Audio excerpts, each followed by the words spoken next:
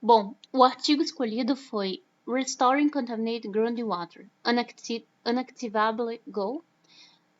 Traduzindo, seria a contaminação de água subterrânea. É possível que seja um objetivo alcançado? Bem, o artigo ele foi escrito pelos autores Jacqueline N. McNullan, Michael N. Caravag e publicado através da revista Environment Science Technology, volume 8, número 8, no ano de 1994. E o artigo ele tem como tema principal poluição de águas subterrâneas. Inicialmente, ele faz um apanhado sobre o que seriam águas subterrâneas, que elas estão abaixo da subsuperfície terrestre, e ele enaltece a importância dessas águas como reservas naturais para o meio ambiente, né? E que elas não têm ainda um quadro definido sobre o tipo de procedimento correto para abordar em caso de contaminação.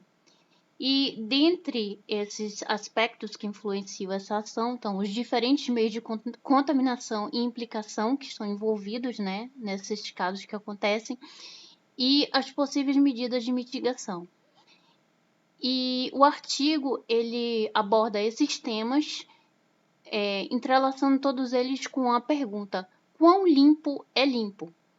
Ou seja, ele levanta a questão de que será que as medidas adotadas até hoje, as tecnologias que existem, elas realmente limpam a um nível que seja desejável? Ou eles simplesmente, por mais que eles sejam tecnologias e os conhecimentos que existem para diminuir um caso de contaminação dessas águas, desses efluentes, eles não são o suficientemente propícios para que se alcance o objetivo de limpar essas áreas. Então, inicialmente, né, fala sobre diferentes meios de comunicação e implicações. Tá, então, dentre as dificuldades, né, que são percebidas, dentre os pontos abordados no artigo, tá a heterogeneidade física e química desses locais, tá? Eles são locais que estão em áreas muito diferentes, que tiveram origens geomorfológicas muito diferentes, e muitos deles também têm implicações, relações com a parte hídrica muito diferente uma das outras, que leva a uma diferença de composição física e química. E cada um desses aspectos vai interagir de uma maneira completamente diferente com o composto químico que for poluí-lo. Além disso, como são regiões muito, muito longe, né, da superfície, a maioria, o acesso é inacessível ou muito dificultado, o que leva também a dificuldade de você entender como que esses locais eles interagem, o tempo de difusão que eles levam também. Além disso, também a detecção desses locais terem sido poluídos também é dificultada por essa inacessibilidade desses locais.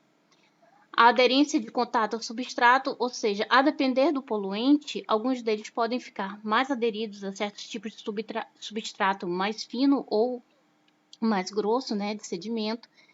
Há também a dificuldade de caracterização da área, ou seja, pode ser que você tenha um certo conhecimento da área de superfície, mas não saiba como é que foi ao longo do tempo, como que a composição específica de certos locais foram ocorrendo. Apesar da literatura existir, ela é uma literatura que ainda não abrange todos os locais com riqueza de detalhes, justamente porque são locais de difícil acesso. Outro ponto importante é a relação com a biota. Muitos desses locais têm uma interação com a biota que nem sempre é tão bem conhecida, além do fato de que existem certas relações que elas não são tão... na literatura elas não são tão bem especificadas. para, por exemplo, a relação da biota nesses locais, se, por exemplo, tem oxigênio ou não tem oxigênio, e como que isso vai interagir em relação a o quanto tempo a biota vai levar para agregar o componente, né, que está ali no meio, e quanto tempo esse componente pode durar no meio e se vai ou não bioacumular. Então, essas são questões levantadas, mas que até hoje não existem muitos estudos a respeito pelo nível de dificuldade que envolve na acessibilidade e também nos características específicas de cada situação. Além disso, o tempo de tratamento necessário para cada local, se vai ser curto ou longo e eficiente ou não. Porque a partir do momento que você decide utilizar determinado procedimento para tratamento do meio, você está optando por interferir no meio que teoricamente estaria in natura e só foi interferido pelo poluente. Então, tem que se escolher muito bem para não causar um problema ainda pior, né? Uma interferência que possa prejudicar mais do que diminuir o dano causado pelo poluente. E se a eficiência da metodologia utilizada é boa ou não, se ela vale a pena no caso de interferência, se o custo-benefício realmente vale a pena. Bom, dentre as medidas pontuadas no artigo, tem bombeamento e tratamento da água e o sedimento, que nesse caso poderiam ser retirados por dragagem e depois restituído ao meio. Biorremediação, né, com a introdução de alguns tipos de biota que poderiam diminuir a quantidade de poluente no meio, né? Ou seja, tornar a dissolução dele mais rápida. A areação também, que seria a ingestão de bolhas de ar que poderiam ajudar a oxidação mais rápida desse poluente.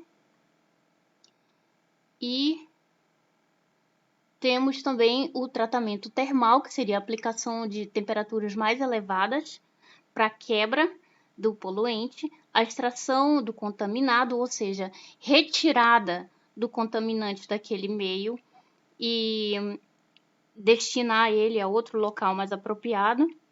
O tratamento químico, que seria a aplicação de algum tipo de químico que fosse reduzir o composto, né, a moléculas menores e que assim facilitasse a dissolubilidade dele, além de barreiras locais, ou seja, se for possível identificar a fonte da contaminação, instalar barreiras que possam pelo menos diminuir o problema causado.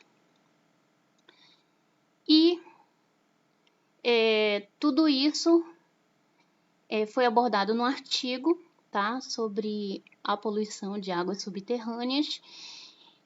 E eu adorei o artigo. Sugiro muito que vocês leiam ele. A minha percepção, assim, do ponto mais importante no artigo é que a pergunta dele é relacionada a, por mais que existam tratamentos possíveis e mitigação, ele levanta a questão de que realmente esses tratamentos eles são eficientes?